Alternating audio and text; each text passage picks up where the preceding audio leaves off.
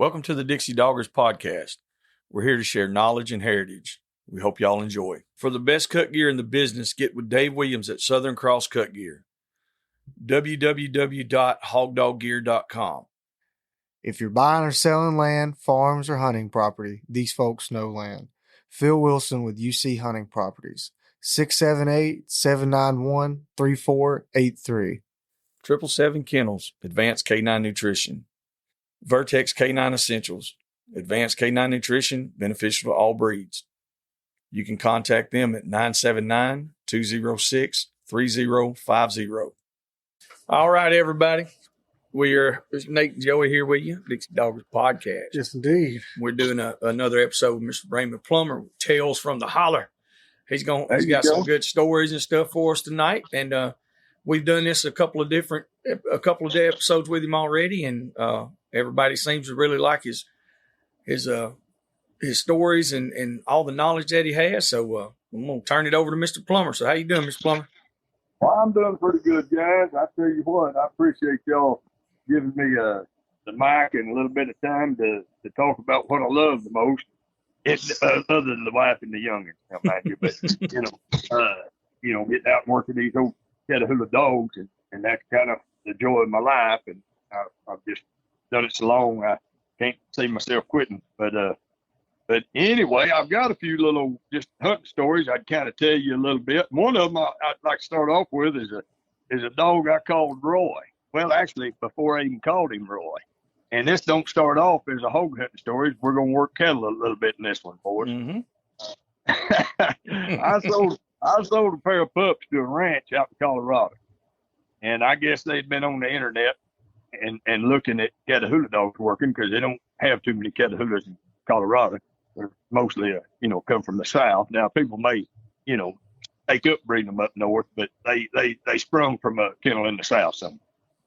But anyway, they had got online and decided that boy, this Catahoula deal was what they needed, and they wanted to buy a pair. So they bought a young female pup and a red that was solid black with brown trim, and then they bought a red leopard male pup. Well, the male pup was out of my old Buster dog, and Buster was a stud horse stout running catch dog, about 80 pounds of bad manner. Okay. And so I try to give everybody the Catahoula talk before they get a pup from me, because especially like these cowboys out there, never, they might have had, been around healer dogs and collies maybe, but they don't understand what a Catahoula is, what a Catahoula do, So I tell people, and y'all probably heard this on the podcast before, but I tell people that to call one of my dogs a dog is like calling a game rooster a chicken. Mm-hmm. And that is the closest analogy that I can find. If a person can get a hold of that, they'll have a pretty good understanding going in. And I tell everybody, you either give these dogs a job or they're going to find one, and typically the one they find is the wrong one. So they're going to get in trouble, if you don't watch it. And another thing that I've said before, and you guys have probably heard it too from me, but a dog learns off a repetitive response. Okay, if he does something, he works at the problem all the way through, he learns something and he'll do it again next time. Okay, just like the postman coming up to put your mail in the box, and he's really fast walking or he's really fast driving, and the dog barks and he runs away. Well, he's not hating the uniform. It's a quick knee-jerk response to the quick travel of the person. And then the person leaves, and the dog thinks, well, I barked, he left, so I've done my job. We try it again tomorrow. It works again tomorrow. We'll do it again. See? Mm-hmm. So it works that way in the hunting woods, too. But anyway, I told these guys, I said, now, look, I said, you need to teach, and these are hillbilly vernacular sayings that I have, but they hold a lot of truth, I tell these people, you need to teach your dog the difference in come here and sickle, because the sickle's not going to be too much of a problem with one of my dogs. The come here can get to be an issue, and you've got to teach them from a young age that when I say come here means come here. Okay. And if you'll remind me here in a little bit, I'll give you a really extreme example of that. All right. Well, I'll break in. All right. I had a yellow dog, and he wasn't yellow black. He was a yellow Catahoula dog. He was yellow like the color of a yellow crayon. And he had double glass eyes, big chuckle head, big chest, had the old bulldoggy bark about him, the old high pitched bark, and he was a lot of dog. Now he was a lot of dog for me. He was too much dog for most everybody else. And I sold him as a puppy and ended up having to go back and get him because the guy told me he at 3 months old he had already killed the neighbor's lamb. And it wasn't, And he bought two of them. He bought a pair, and he said, Mr. Plummer, he said, well, a buddy of mine, he was the president of the Table Rock Sportsman Association, Ronnie McCullough, and he bought a seal-colored male, and he bought that yellow male. Well, he had worked, border collies on his cattle, and he had coon dogs, rabbit dogs his whole life. He was kind of a dog man, but he never had a Catahoula dog. Well, he had this pair of pups that he got from me, and oftentimes one's enough to deal with, and two's too much for people, and that was the case here. He said from the day that he got, and he's running a couple hundred head of cattle on that one farm there, and but there's another house up close to the fence row on his property line, and they had a lab. And he said, and that lab had been whooping them two pups out of that feed ever since he got them puppies. And he said the little seal-colored one would kind of, he didn't like it, but he'd take it and leave. He wasn't going to just sit there and get whooped by that grown dog. He said, but Raymond, he said, that yellow pup, he said, he's cut from a different cloth. He said that lab had to whoop him out of that pan every day. He said, because he wouldn't just give it up. Well, it's kind of like that old story, or that old, in that scene in that movie where Mark Wahlberg was the shooter, Yeah. And the old man grabbed his hands and rubbed his hands to see if he was calloused on his fingers and said Gunny, and the old man was talking about the Kennedy assassination. Mm-hmm. And he said, I still got the shovel. Okay. All right. Well, that's exactly what Ronnie McCullough told me when he called me. He said, Raymond, you're going to have to come get this yellow pup or I'm going to have to kill him. And I said, Ronnie, what's wrong? I said, what's he done? He said, well, not really anything yet. He said, but he's going to, and that's what I'm worried about. He said, I saw him do something today that I've never seen a dog that young ever accomplish. And he said, I still got the shovel. He said that they wadded up that pup, and and I'm going to say he was closer to 4 months, but still for a puppy. That's young. And he killed that grown lab and brought him, buried the lab. And he said, neighbors is looking for their lab, and he's just gone. Okay. Well, so I come and get old Bounce, and we named him Bounce because now this is going to sound terrible on your podcast, but you could hit old Bounce with your fist in the headband and knock him to the ground, and he'd spring back up like he had sprung in his butt, holler and hit me again. I mean, you couldn't hurt him, Yeah. And so I had him on a runner there. Well, I took him hunting with old Jerome McDonald, and I had him and that a mate of his there at the house, and when we went hunting, Jerome had a pair of pups. It was a little older than these, about 3 months, and Jerome got to see them two dogs go. And it just thrilled his soul. He loved them. And so we were in the Buffalo Mountains over here, on the river over here in the Buffalo Mountain region over here, and the Ozarks. And we bait a hog down at the bottom of a big old tall bluff. And I'd already loaded them two yellow-colored dogs in the back truck, had them tied in, and had dog bait at the bottom. And they was just crying wanting to go. And I started off down the mountain. Jerome says, well, what about these two? Because he wants to see them go again. And I said, them two, I ain't fighting them down this mountain. I mean, I'm just not going to do it. They just wait till next time. All right. And I said, now you can get them if you want to. And he said, I believe I am. So he took a 2-snap dog lead, and he snapped to them two hellhounds. And I'm going to tell you right now, Jerome McDonald told me, he said, I seen my life flash before my eyes more than once on the way down the mountain.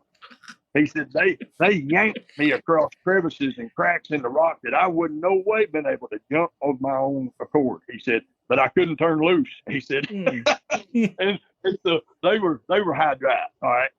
Well, I had old Bounce at the house, and I had him on a runner out there, and I had the dog loose, and I always keep 2 or 3 loose. And one of them got down below the house in the holler down there and got trees. Well, I heard from inside the house. I could hear that old runner that I had bounced on. Hear it going, zing, zing, end to end. And he's just crying, wanting to go down. And I stepped out there, and I talked to my dog like I talked to people, you know. And I said, Bounce, you lying sucker. You don't want to treat that squirrel. Oh, yeah, Daddy, I do. Yeah. He's want to go. And he talked me into it against my better judgment. And I went down there and unclicked him. He sailed off down the mountain, and sure enough, boys, he hit that tree down there with that other dog, and he barked tree about twice and shut up. And I said, oh, no. So I walked in, I listened for just a little bit, didn't hear nothing else. I walked in the house, went and got my 12 gauge, and my wife says, what are you doing? I said, I'm going to get Bounce. She said, where's he at? I said, I don't know, but we're going to know shortly. And so I stepped out the yard and was just holding that shotgun and listening. And about 3/4 of a mile down the road, I heard about 75 head of the neighbors' undog broke cattle just sound like a stampede going on. Oh, man. And I knew where Bounce was. Yeah. I jumped in the truck and I run down there. And he, of course, typical Catahoula style, he was doing a bang up job, boys. He had 75 head of non-dog broke cattle bucks tight. He was doing it. I mean, he was teaching the lesson. All right. But there were just two problems. They wasn't my cattle, and I didn't send him. Okay. And so, that's two problems. Oh, yeah. And so he's the other side of this cow herd, because if you're on one side, he's going to take the other, you know. And I caught a break in the cattle, and I hollered at him, and I said, Bounce. And now, boys, I hollered him. I did. I mean, I hope that don't hurt people's sensibilities, but I did. I hollered at him, and he stopped just long enough to look at me with that old big bulldog. He smiled and his tongue lolled out like, ain't I doing a good job, Daddy? And he went right back to it. And I leveled that shotgun down, boys, and I shot him right behind end. And his butt hit the ground like he was on fire. He was dragging it across the ground, running like he had fire ants eating him up. All right. He jumped up from there and went right back to working cattle. Oh, Lord. And hard-headed rascal, boy, he was. And I hollered at him again. I said, you better come here. And he slowed and looked at me, but he didn't even plumb stop that time. And I shot him the second time in the hind end. Now, boys, when I shot him that second time, that dude looped out, wheeled around, come and healed at my left boot. And he looked up at me, and I looked down at him. I said, kind of hurts, don't it? Well, he realized that day that I could reach him, didn't no matter how far out there he was. And boys, I had shocked him with a shocking unit, and it was just, as old Corporal Harris said, kind of like butter on a pregnant woman's belly button. Didn't hurt much, didn't help much either. You know, he just bullied his way through it. Well, Ronnie McCullough come to my house, okay, the old boy that had bought him and then give him back to me. And he's standing there, me and him standing in the front yard talking. And I got a litter of pups there on the porch, and old Bounce, it's his rotation. He's loose on the porch. And I got about 9 head of mules there in the pasture beside the house, and they go to feeling frisky and bucking and farting and hee-hawing out there, you know. And them pups fired off the porch and run out there. Well, now, boys, my pups is in more danger than the mules were. Okay, I mean, come on. Oh, yeah. Mule can hurt a dog pretty quick. All right. Well, now, and you can take this how you want to. The mules were not in any danger until Bounce gets off the porch. Now I know what a mule can do to a dog. And I know that Bounce dog. And he started toward them mules at a pretty good travel. He's a moving on. And he come by me and Ronnie. He's heading out there toward that fence. And I let him get about 10 yards from that fence. And I said, Bounce. And that dude's butt hit the ground like a good reining horse, son. His butt come plumb under him, sliding to a stop. And he whirled around and dog trotted back to the house. And old Ronnie looked at me and he said, how'd you do that? And I was playing dumb with him. So I said, what do you mean, Ronnie? He said, I'd have laid you money that dog wouldn't stop. He said, how did you get that dog to stop? I said, well, Ronnie, you just got to be smarter than the dog, son. He didn't know the process we had been through to get there. Yeah. But anyway, that being said, I sent them 2 pups out to Colorado on that ranch out there. And I gave them specific instructions when they got them pups on how to start training them, what to do, what to look for. Call me if you got any trouble. I said, but do not take one of my dogs and put him in a privacy fenced backyard somewhere and wait till he's 2-year-old and decide you're going to have a barbecue party in the backyard, because it ain't going to go real well. Okay. And so anyway, they get the pups up just about grown. And then they decide, pretty big ranch outfit out there, and they had a board meeting at the ranch and decided not to dog the cattle. Well, now they've got 2 alpha genetically superior Catahoula dogs that they don't know what they're going to do with them. Okay. Mm-hmm. So now they had never seen a cow up to this point. All right. So they sent one of them to one of them cowboys, and I guess he lived in the suburbs of one of them towns up there. And guess what he had? A privacy fenced backyard. Mm-mm. And he throws Big Roy in the backyard. But now that little statement I gave you boys earlier about you either give my dogs a job or they're going to find one. That's right. Typically, the one they find is the wrong one. Well, that's a good recipe for making a wrong decision right there. And so they put Roy in the backyard. Well, guys, I hate to tell people, but a 6-foot privacy fence will not hold one of my dogs. And so Roy hears a dog barking on the other side, and it's a big old black lab, and Roy jumps the fence and kills him. Mm. All right. Well, the neighbor wasn't home. This sounds terrible, but it is fact. Neighbor wasn't home. People that owned Roy was. So they run over and drug the dog carcass out of there and buried him. So it was kind of one of them shoot, shovel, shut up type deals. The neighbor's looking for his dog. He just missed it. Okay? Yeah. And so they thought they just, dodged the bullet. But guess what? Old Roy now, he's kind of like barking at the postman. He done killed one dog, so guess what he thinks his job is? Oh, yeah. Jumps the fence on the other side, and he kills the other neighbor's dog. Good night. All right? Well, the bad thing is the neighbor was home and saw every bloody bit of it, and they couldn't get him off the dog. All right? Mm. So now the ranch calls me back, and they said, Mr. Plummer, would you like to have that dog back? And I said, well, boys, I said, I raised plenty. I'm not in the business of buying them back. And they said, no, you must understand. We'll give him back to you.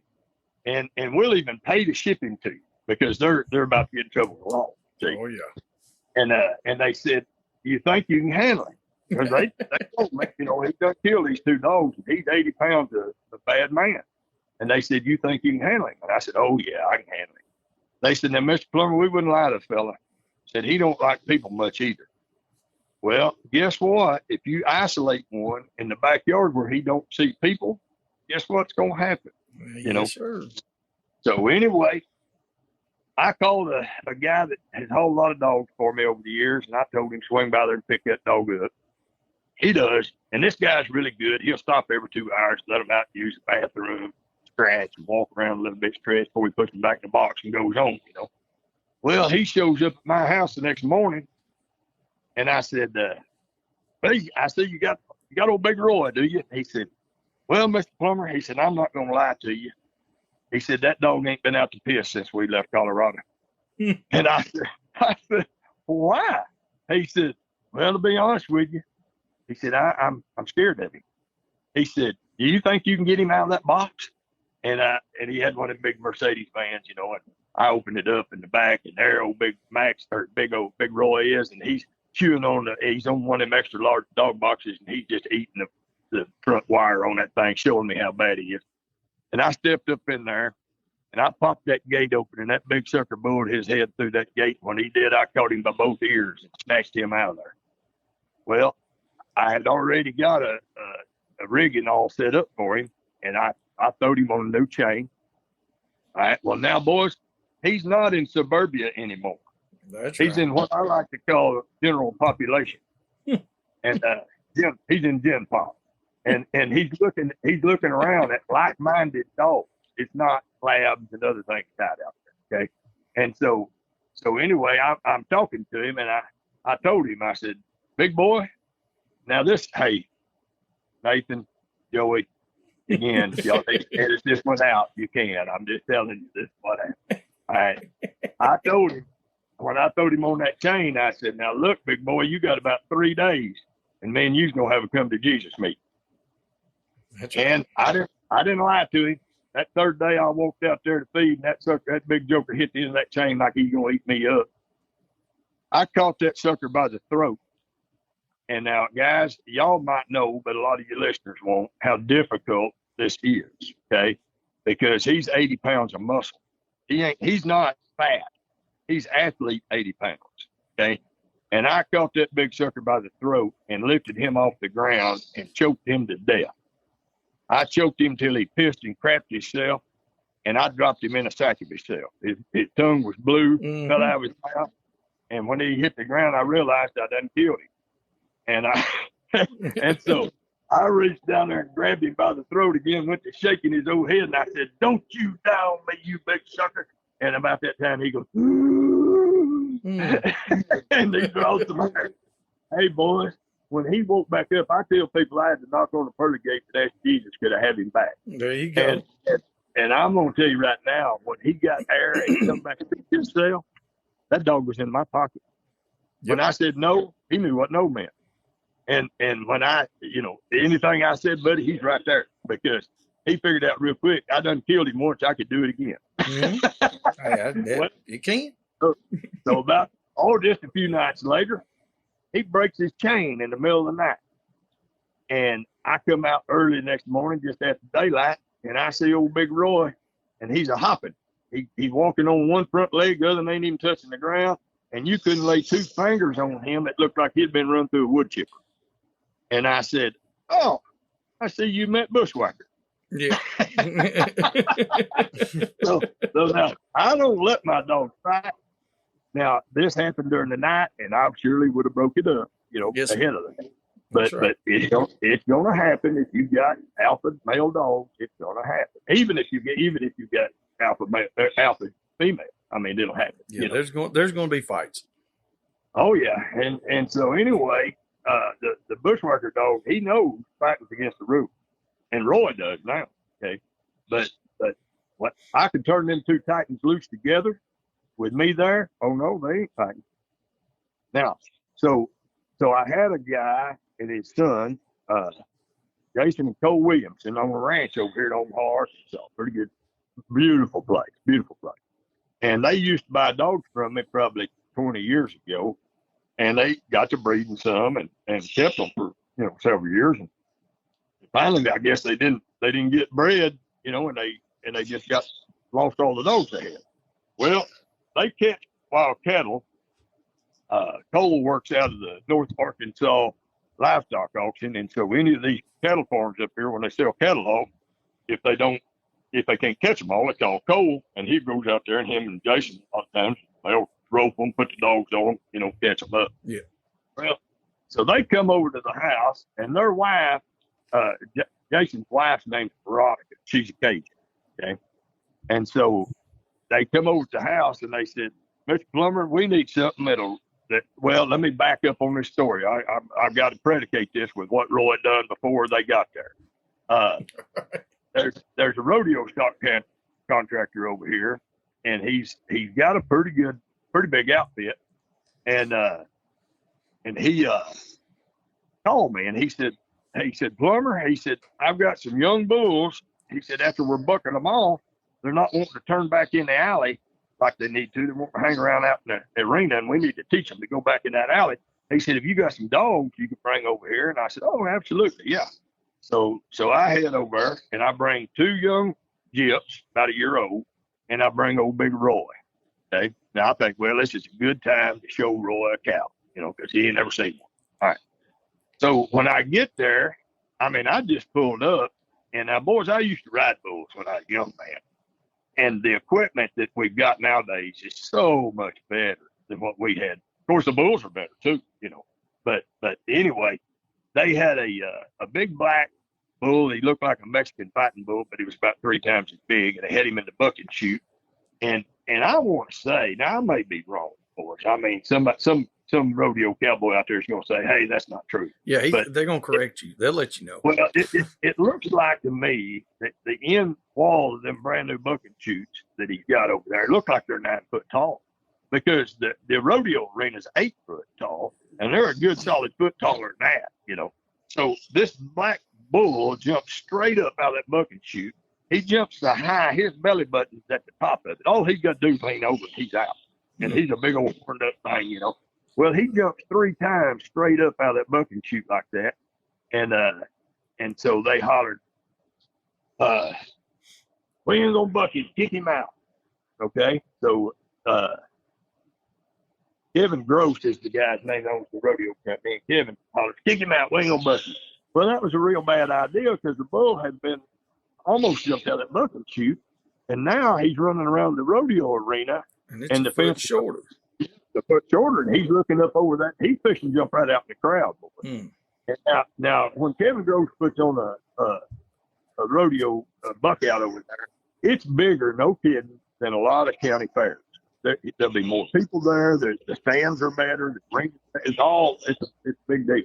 All right. So there's women, kids, you know. I ain't even sure they didn't have concessions there. I mean, it's a big deal. All right. So I turned old cowboy hollers. He sees that bull about to jump that fence, and he said, "Get a dog in here." Well, cue up Raymond Plummer. Mm-hmm. So I take old Big Roy, and I point him like a scratching bulldog, send him in there. Well, guys, he runs in there, and that big bull gets his head off the top of that fence and drops and runs at that dog. Well, that part of it went really good. Got the bull's mind off of jumping out, okay? But I couldn't have been more embarrassed. Now, this dog had never seen a cow before, I know, okay? And this bull drops and runs at him, and that dude, it looked like a cartoon. If he would have had to inverted himself to get out of there any faster. I mean, he left. And the whole crowd just roars laughing. Well, now I'm so embarrassed, guys. I could crawl under a rock. All right. And so, and I walk up alongside. Now this dog don't even like people. And now he's out in the crowd glad handing with the people. He's glad to be out there with them, because he definitely don't want to be in there with that bull. Well, I turned them 2 young gyps loose, and they whirl that bull and send him right down the alley like they should. Okay. Well, I'm standing there, and there's this woman, and she's young. Looked like she might have been 19, 20, 21 years old. She got a little baby. And I don't even know what you call it. I tell you how Neanderthal I am. A little old carrier. She's got the baby in there, you know. Yeah. And she don't know that's my dog. And everybody's just roaring, laughing about how fast that dog got away from that bull. And she said, "We've got a little blue heeler puppy. He would have at least barked at the bull." Mm. And I thought, oh my God, now I'm being raised a puppy. Oh my God, you know. And so anyway, after the Cowboys buck off, I'd send in 2 young gyps, turn them out. Well, Roy, from the crowd, he sees about 3 of them bulls turn back and run down that alley with them gyps at him. Well, I guess he decides if them gyps can do it, he can do it. And here he comes back. The first one he runs in there on, boys, he don't bite the bull. He catches the bull and throws him out in the middle of the arena. Okay. Uh-oh. Now, instead of people laughing at him, they're gasping like, "Oh my God!" You can hear it just going through the crowd, you know. So I got to go out there and get him off the bull. Well, the second time they buck off, he does the same thing. Third time, he catches the third bull straight in the road. I mean, just slamming them. And so probably the same cowboy that said, "Get a dog in here," says, "Get that blankety blank dog off them bulls." So now I'm embarrassed the other way, you know. Yeah. So I take old Roy out there and I put him in the box. I just worked them 2 little gyps the rest of the evening there working them cattle. Well, when it was over, old Kevin Gross come to me and he said, "Plummer, don't you let what them cowboys said bother you about that dog." Said he wasn't hurting them bulls. Said probably done them some good. He said, "You bring him back anytime." I said, "No, sir." I said, "I may bring a different dog, but I won't be bringing Roy over here to work rodeo bulls in a close quarters." So anyway, now back up to where Cole Williamson and Jason show up at the house, and they're wanting a dog that'll work a rough bull. I said, "Boys, I got one." Mm-hmm. I said, "He's got a couple of holes in him, And now they got some of them wire mouth healer dogs. And now you might know a little bit more about this, guys, than I do. They look like a cross, really, on an Airedale and a Blue Heeler. Is what they look like. They're like a pussy. We got a dog out there. His name is Pepper. I'll send you a picture of it, and you tell me it's about the same thing, I believe. We'll be back after a quick break. Quick thanks to the supporters of the Dixie Doggers podcast. Light Hounds. Southern Cross Cut Gear. Phil Wilson with UC Hunting Properties. Rankin Ranch 38 Cattle Company. 777 Kennels Advanced Canine Nutrition. And the old Boars N Broads. Yeah, they just look like a wire mouth Blue Heeler, what they look like. But they're tall, pretty tall dogs. And I got to listen to about an hour dissertation about how tough them wire mouth healer dogs are.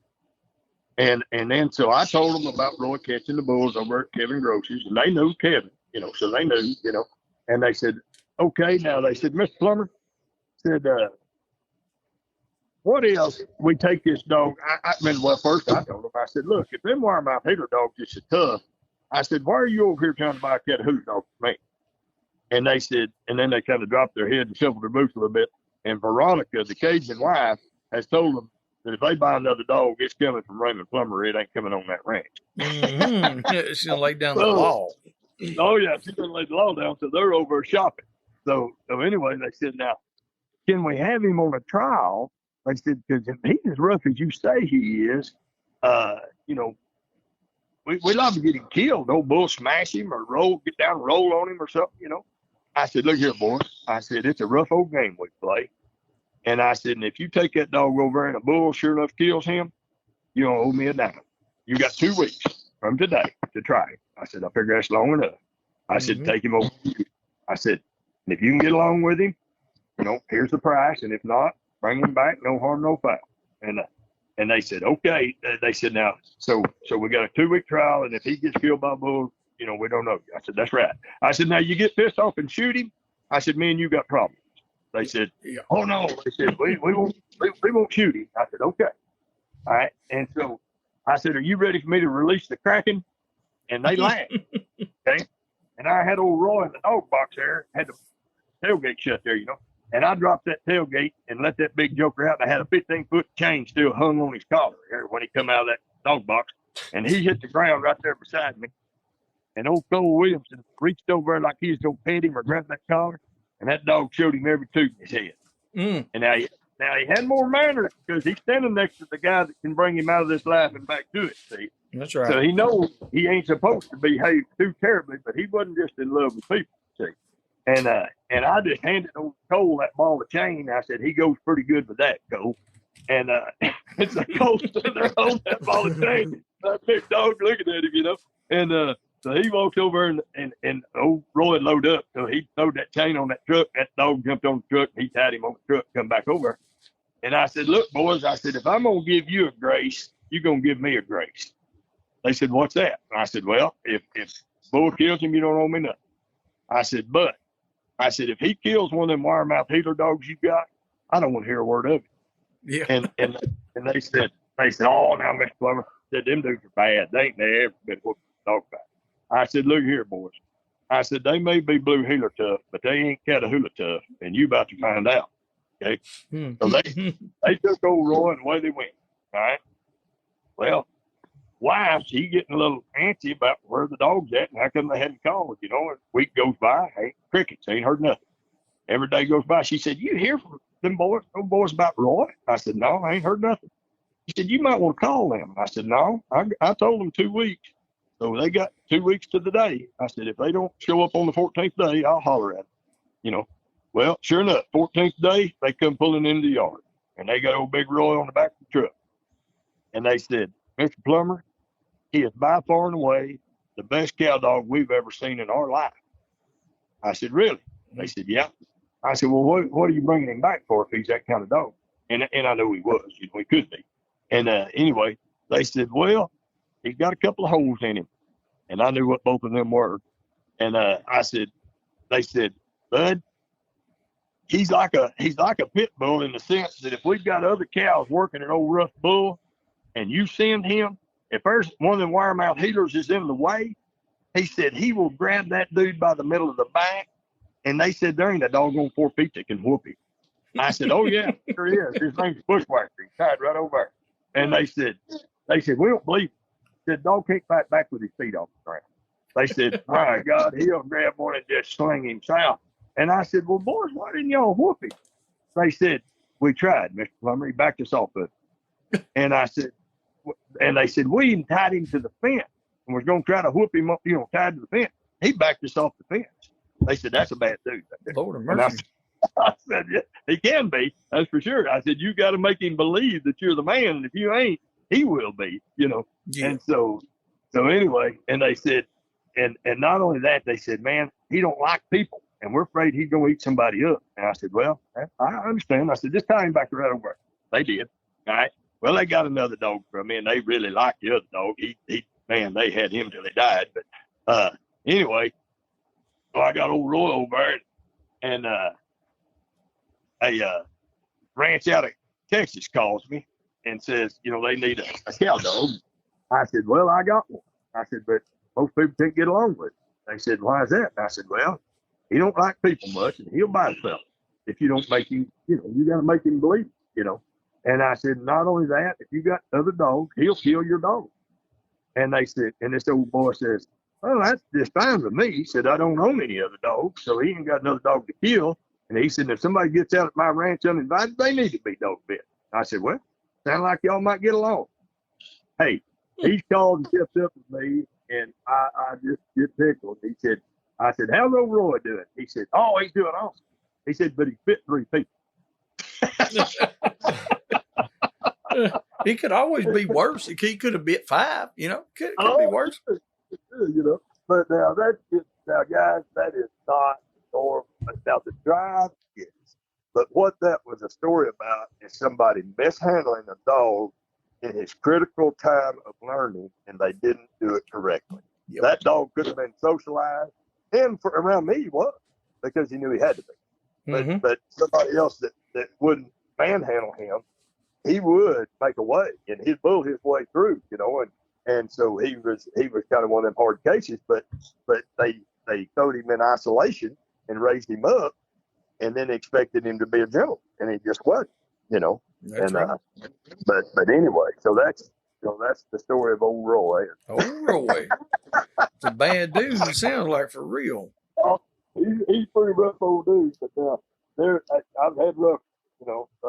A lot of people see old Roy and think, wow, how could you? But yeah, we've raised some pretty solid old dogs, over the years. That mouse dog being one of them too. Yes, but well, I mean, like you said, that wasn't Roy's fault. I mean, that's no. He just he wasn't done correctly, and that happens. It doesn't matter. I got a story like that. I'll make it quick. But there was a couple that were around here, and I had all those little York Terriers, those little Jags, and they wanted one, but I would not sell them one. Right. Or they wound up getting one from James Mills. Well, they also tried to do a little bite work and protection work and stuff, and they thought it was cool to have that little dog hanging off their arm. So both of them worked full-time jobs. When they get off of work in the evening, they had that dog by itself in the house in a crate. So first thing they would do, this goes hand in hand with what you were saying about the dog and the repetition. Every day they would open the door, put the sleeve on, play with the dog, the puppy at the time, get him revved up, let him bite the sleeve. It got to the point to where you had to put the sleeve on. Because he's going to bite you. Oh, sure. And at 14 months old, they called me and said, we can't do nothing with him. Like, we opened the door, if we let him out of the crate, Nate was I don't know how old were you about that time? He was a teenager, early teen? Early. He was 12. A bad little, name was Ozzy. He was a bad little dude. And me and him had one of them meetings like you're talking about. Yeah. And their tongue does turn blue. It does. But it took me 2 solid weeks of just about every day of dealing with that. And it finally got him. But he never was what he should have been. Right. He had so much drive and so much potential And I utilized him and I kept him. I never would send him nobody else. But like you said, he was isolated, and he didn't have a job. And keep in mind, he weighed 20 pounds. I could not imagine 80 pounds.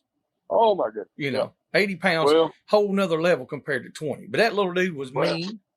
Oh yeah. But after like you said, once I got him where I wanted him, and he realized, hey, I can't whoop this fella, he was right in my pocket. That bounce dog, I'll tell you another little quick story on him.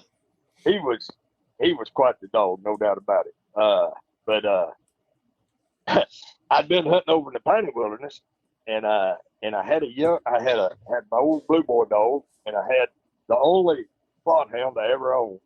I had a dog, I named him Arkansas Thunder Bill. I branded him, but he was trained first-bred plot, and I trained him in them Catahoula dogs. And he was the fastest tracking plot hound I've ever seen.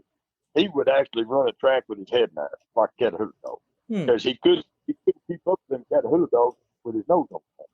So he had to get his head up to go with them. And buddy, he could smoke a track. Yeah, he can do that. And but anyway, the old bounce dog. I took let's see. It was Jerry Smith, his boy Nathan was 16, and Jesse Watts was another 16-year-old. And them two 16-year-old boys wanted to kill him a big hole, And so I'm off about the edge and taking them, and I told him, I said, the one boy didn't have a daddy, but the other did. And I said, bring your daddy, that way he can help, I said, because this is going to be a full meal deal for you guys. I said, 'cause when y'all kill the hog, if you're going to want the meat, you're going to have to pack it out. I'll help you cut it up and all that, but, it's your deal. You're going to have to pack it out. All right, well, we go in, and I had Bounce and Duke, and Duke was a belly little Bounce, yellow as Bounce. And actually, Bounce had a left glass eye, I think, and Duke had a right glass eye. The only difference you could tell in them coming up to you was which side the glass eye was on. You see, know the difference in the dog. They was built that close together and all that. But that Bounce dog was just a little more dog than that Duke dog. And that Duke dog decided he hated it, but he just couldn't whoop it. Okay. And I put a 10-mile trash breaker on both of them and stood over the top of them on it with a 10-second switch, and you couldn't stop them off. You couldn't. They just hang tough for it. They would, So anyway, I'd been up in the piney wilderness, and I had about a 10-month-old little old Jip that was really gonna make a dog. Wow, she was gonna make a dog. And I had that old blue boy dog in my plot house. Well, we made 2 big bore holes. One of them broke and left, and I didn't have a tracking unit on that 10-month-old pup, and I should have. Okay, she left with that other bore hole. Well, the one that was there, he cut my plot. He tried to kill my plot hound. He cut him from his nutsack all the way and unsheathed his goober all the way out. Damn. He cut his tail off at the dot of his tail, and the only thing hanging on was a piece of skin on the top side. His tail's hanging off. He shanked him through the rib to puncture the lung, and then he run a shank underneath his collar and cut his throat. Yeah, he was trying to kill him. Oh yeah, and the old hound was. Hey, I had to run him down. He was still trying to run the hog. I had to tackle him, and I put a tourniquet on him to keep him from bleeding to death. That's a whole other story. I took him home, and I wanted to know, because I do most of my own sewing anyway on the dog. And I brought him to my utility room, and I wanted to see if I could sew that tail back on. I've heard tales of people get fingers sewed back on and all that, and I thought, well, I'll just try it. Well, I did, boys. I had to actually I had plumb from his butthole nearly up, get enough skin to tie it to sew his tail back on with. My daughter held him while I sewed his tail back on. Oh, Lord. Well, boy, it took. It didn't die and fall off of there, okay? Now, it had cut the tendons, so he couldn't curl it over his back anymore, but he could hold it straight out and wag it that way. Really? Oh, well, that's good. Yeah, he just couldn't get no curl in his tail.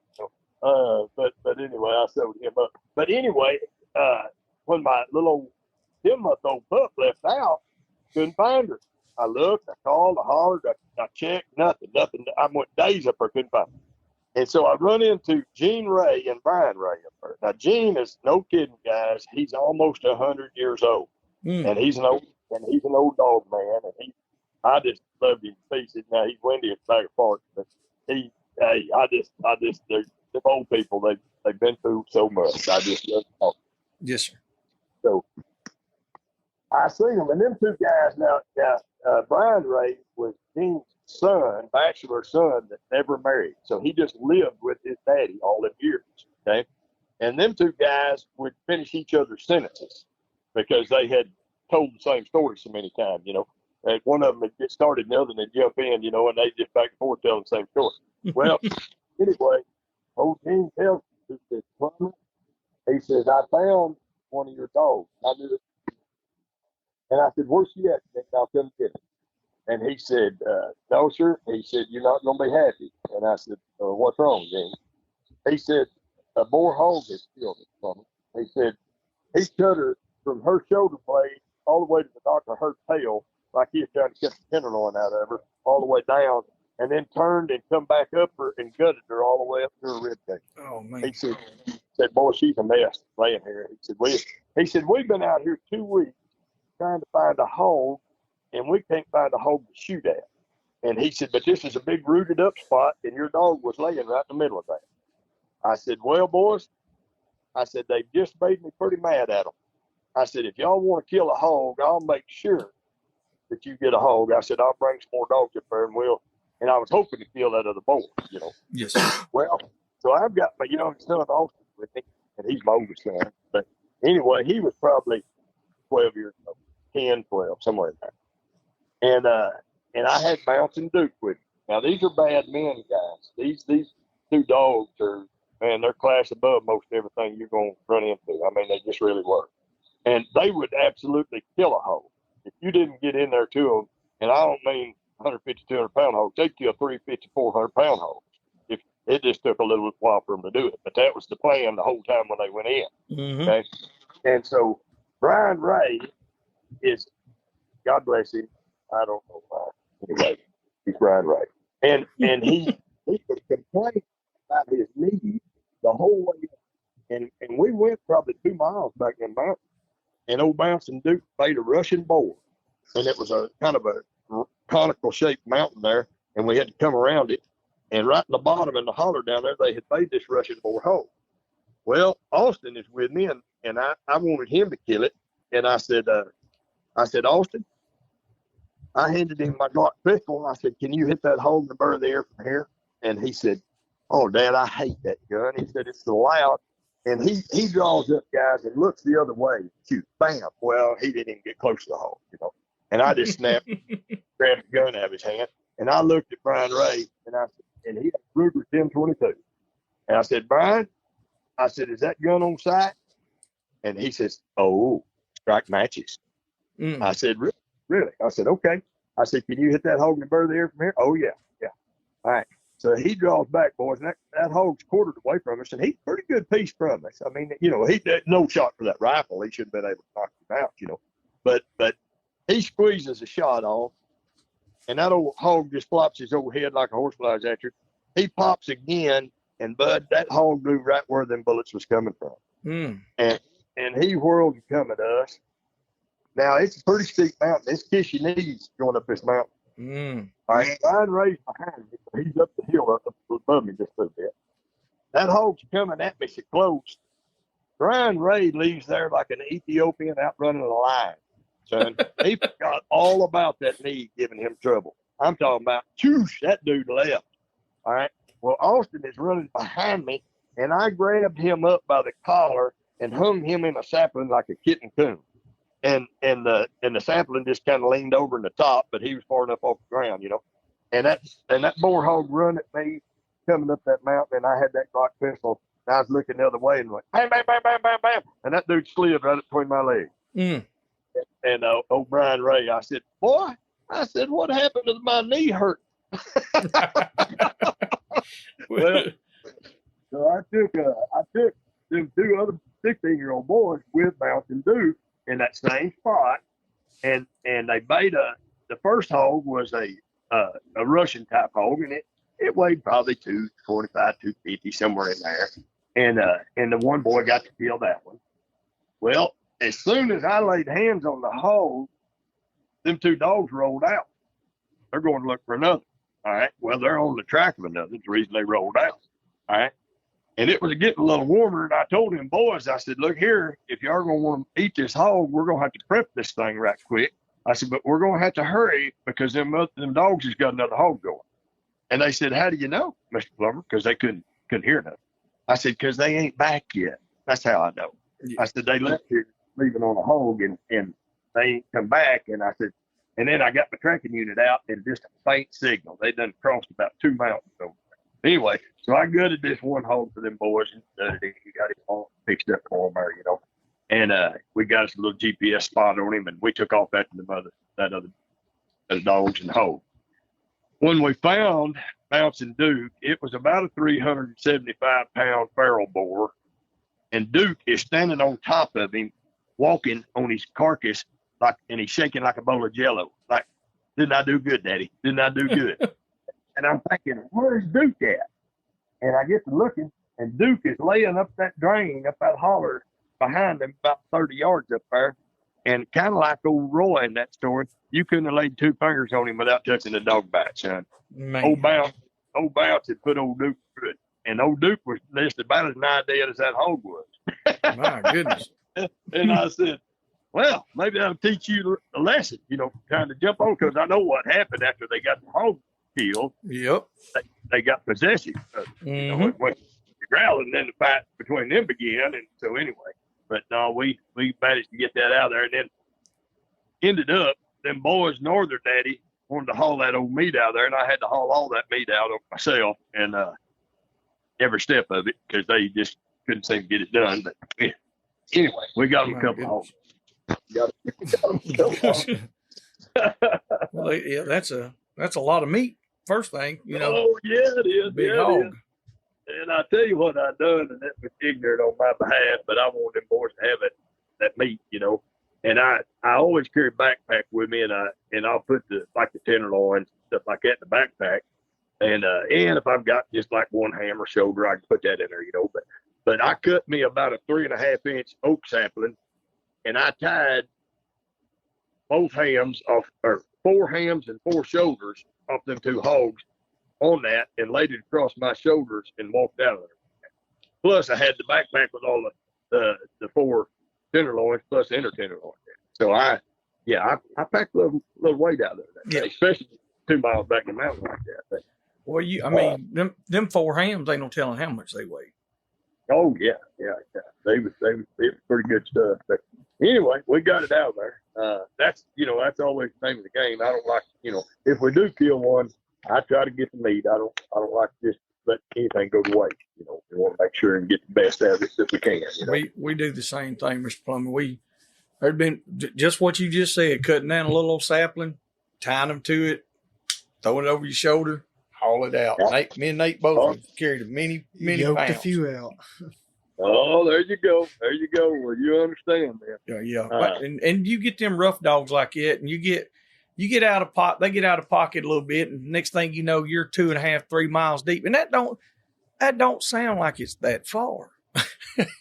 It just don't. You come up here in these Ozark Mountains. It's different, ain't it? On that. Yeah. Yeah. Like I said, we're in the foothills of the Appalachian Mountains, and so the further, if we ever start going north, it just gets taller and taller and taller. So we try our best to stay further south if we can, but it seems like them great big old boars, they're always in the mountains. Oh, sure. Yeah. And if they're on top, they're going to the bottom. If they're in the bottom, they're going over the top. Oh, without a doubt. You're going to climb a mountain one way or the other. Sure. We had some old boys come up on a quail hunt up here, come up out of Texas. Of course, you shoot a marble across Texas. I mean, it's flat, unless you're out of Big Bear or somewhere, And so we put them out up on the highway and told them it's a 40-acre stretch across there. We'll see you here in a little bit. That evening, about sundown, they got over there. And they said, we thought you said that was a 1/4 mile. We said, it is. That's it. But, Yeah. but if you flatten it out, it's probably more like 5. Mhm. Because they were up and down, up and down. That's exactly right. I mean, you get Yeah. in an area where there's a bunch of those little, or not little, but a bunch of ridges that are real close together. That's more along the lines of what we are in. It's not a real tall elevation, but you're just up and down nonstop. Well, that right there will yank the wolf out of a lot of stuff right there. Just It because will. if you're, if you're kissing your knees coming up and down, I mean, ain't too many people spend that much time on the Stairmaster. No. That's exactly right. But I'll tell you another too. Here I had I had Jerome McDaniel with me, and had Tim Stewart with me, and I may have told part of this on the podcast, one of the podcasts before. Seemed like I may have got part of it in. But I'm gonna try to give you the complete story here. Okay. We went over. I had some old boys from church that wanted to. They invited me to go down to Texas and hunt one of them can hunts down there, one of them high fence enclosure ranches, Mm-hmm. And I said, no, boys, I don't care nothing about it. And they said, we thought you was a hog hunter, Plummer. I said, well, I considered myself to be. I said, but I said, now look, I wouldn't set a deer stand 5 minutes to shoot a hog. I said, now if he ain't got a dog throwing slobber in his face, I don't care nothing about it. And I said, it sounds like you boys are going to go down there and stand hunt some hogs and on a feeder, and that's not me. So they go down there, and sure enough, they kill one or two little old shows or something I have nothing to write home about. And then come back, and I thought, you know what? I'll just take them boys to church and take them on a real hog hunt, see what they think about it. So we went over by Big M Oak Dock. I had old Jerome McDaniel, Tim Stewart with me, and I had Tom Stevens and his daddy in church. Well, we kicked out, and when we did, boy, that old blue boy dog of mine made 3 boar hogs on a little chain bluff pretty quick. I mean, it was probably a mile and a quarter in, but anyway, it was on the downside western facing slope of the mountain. All right. So me and Jerome come off the top of that mountain, and we're running now trying to get there. All right. And now Jerome's about 6'2", about big rounds of pencil. And he's about 2 steps ahead of me there. And so when we get to where that chain bluff is, it's down below us. And it drops. It was just a little bench, about 4 foot, where it dropped down, But them 3 boar hogs had backed up to it. And Jerome couldn't stop, and he ended up jumping all 3 of the hogs and landed on the downside of them. And when he did, they scattered. Well, the one that went to the left, the dogs took him and went into a cave with him. And I could hear them up in there crying. And boys, I don't know if y'all have ever been in a cave with a dog before, but it's a pretty hairy deal, can be. Yes. And so it's the dark, it's the total absence of light. You can stick your finger in your eye and you ain't gonna see it coming. And it's just, and so I listened to that, and I hear the dogs crying, hear the hogs squealing and grunting and carrying on. And I know that, my dogs is probably not taking they're taking a beating in there, so I got to go in. So I get down on my hands and knees and crawl in that cave, and actually kind of almost, really was down on my belly there at one time. And I hear that hog coming. And, buddy, I rolled over, and he run right by me and come out the hole. And when he did, the dogs caught him just outside the hole of the cave there, and I jumped out there and caught him by the back legs. And old Tom Stevens got to kill him a hog there, And so, anyway, his daddy, Jerome had killed the other one, I think, and then the other one went up to the head of the holler, and that old dog of mine run up there and bait him up there, and his daddy went up there and shot that one.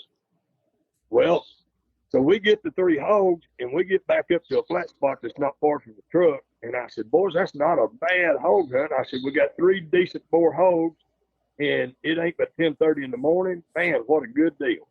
Well, while we're on that little flat spot, I'm looking around, and my old blue boy dog has disappeared. And I said, anybody see that blue leopard dog? And old Tom Stevens says, yeah, he went over that hill right there a while ago. I said, and me and Jerome knew what that meant. Mm-hmm. So I walk over, and me and Jerome and just lean into the wind. And I mean, you just think you hear a dog. It's so far out there. And I thought, oh, he's got another one. Well, and here's the deal, boys. He ain't quit, so you got to go to him. So So now we head back in. All of us go back in, and Tim Stewart's video now.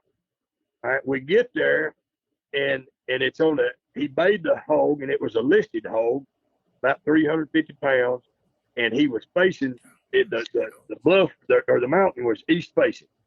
All right, so we come up on him. We're about 2 miles in there, and it's about that 4-foot bench I was talking about earlier. This one was a little higher up, about a 4-foot bench, and then it went in about 15 yards, and then it went up about 30 feet on that chain bluff.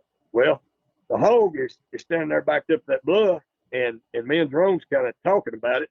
Tim's video, and I said, Jerome, I really don't want to pack this hog 2 miles back out of here. We already got 3 more hogs. He said, well, let's catch the dogs and get them off and get out of here. All right. So we step up, me and him step up on that bench. And when we do, that hog blows straight ahead, and he gutted one of Jerome's dogs. I mean, he hit one of them, dropped his guts right out on the ground. And when he done that, he pulls, and you boys both know how fast they are and how fast this can happen. Oh, yeah. But when he gutted that dog, he pulled out, and he started toward the next dog, and that was Jerome's dog as well. Jerome had 3 dogs on it. I had 3 dogs on it, okay? It turned to run, the dog did, and the hog run between his legs and cut one of his balls plumb out. Yeah. And the other one is hanging on the cord, dragging on the ground, okay? So he put 2 dogs out just that quick. He shanked Jerome's other dog, mashed him into the bluff, kind of knocked him out. So I only had 3 dogs left on the hog, and all 3 of them was mine. Well, I said, Jerome said, Plummer, he said, by God, let's catch that hog or kill him one or the other. He's putting us out of the business. Well, so I said, I still had in mind catching the dogs. And so the hog breaks and goes to the north of us down that bluff. Well, my dogs is right behind them. I'm 1 step behind Jerome. Well, Jerome's a flatlander. He grew up over around Batesville, Arkansas, and that Mississippi River, White River Delta over there. He don't walk uphill too much unless he comes over here. All right. Well, so when he's ahead of me, that hog turns around and parks them dogs. Looks like a torpedo, son.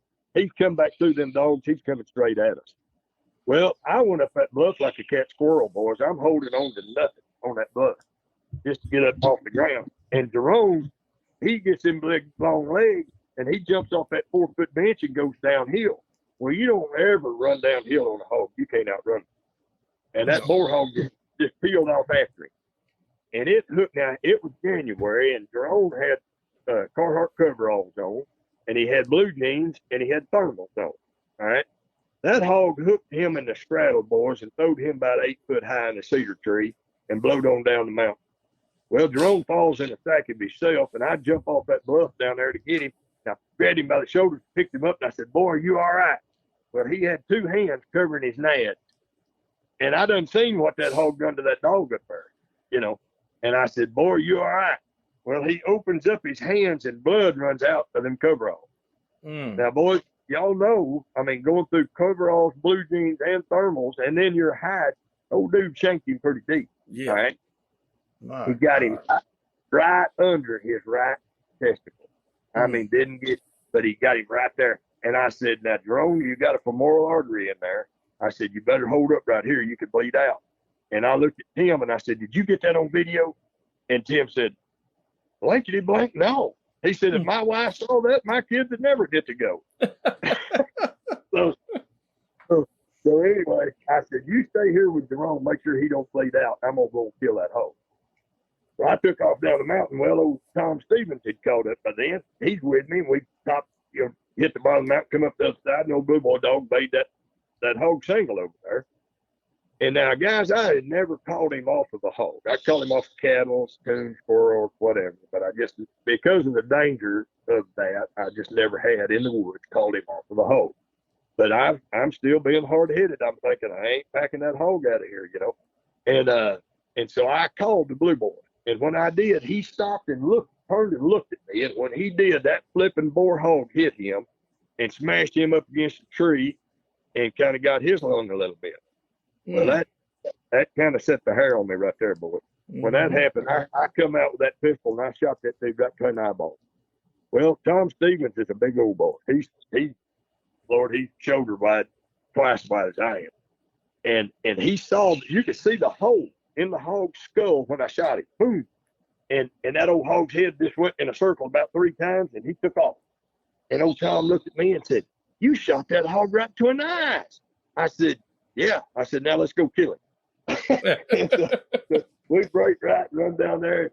I killed the hog. And so when I get back up to where Jerome's at, he's poking the guts back in his dog. And he says, "By God, Plummer," he said, "I know how I rate with you." And I said, "What do you mean, Jerome?" He said, "That hog gutted one of my dogs. You didn't shoot him. That hog nutted one of my dogs. You didn't shoot him." He said, "That hog cut me, and you didn't shoot him." He said, "But my God, when he cut that blue boy dog, you shot him quick." And I said, "Well, now look, Jerome."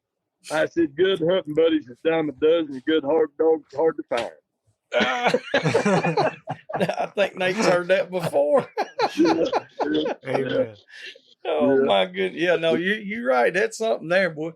That old hog was he was one of those that wanted just to get everything. Oh yeah.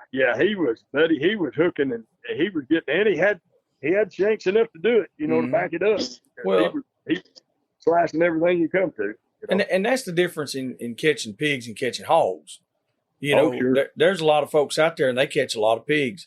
And, 100, 125, 150 pounds, 200 pounds. But when you get in that upper echelon, like you said, the 300 plus, these mountain hogs are different. Oh, yeah. And I know y'all's is probably different than what we have.